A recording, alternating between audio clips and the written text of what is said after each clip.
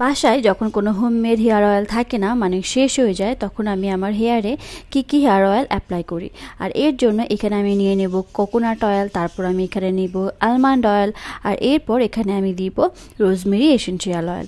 এখন আমি এই তেলটাকে ওভেনে 10 সেকেন্ডের মতো গরম করে নিব। আর গরম হয়ে গেলে এর মধ্যে আমি দিয়ে দিব ক্যাস্টর অয়েল। ক্যাস্টর অয়েল আমি এখানে ইউজ করব, আমি যতটুকু তেল নিয়েছি তার 4 ভাগের 1 ভাগ এখানে আমি ক্যাস্টর অয়েল ইউজ করব। আর তারপর এটাকে ভালো মতো মিক্সড করে নিব। আর এখন এটাকে আমি আমার হেয়ারের একদম স্ক্যাল্প থেকে আগা পর্যন্ত খুব ভালো মতো ইউজ করে নিব। আর অয়েল ইউজ করার আগে অবশ্যই কিন্তু তোমরা তোমাদের চুলটাকে ভালো মতো কম করে নিবে। আর হেয়ারে অয়েল দেওয়া কমপ্লিট হলে আমি যেটা করব সেটা হচ্ছে একটা স্কাল্প ম্যাসাজার নিয়ে আমি আমার স্কাল্পটাকে ভালো মতো ম্যাসাজ করে নিব। আর এরপর এই তেলটাকে আমি হচ্ছে 2-3 ঘন্টা রেখে তারপর আমি শাওয়ার করে ফেলবো। টাটা। বাসায় যখন কোনো হোম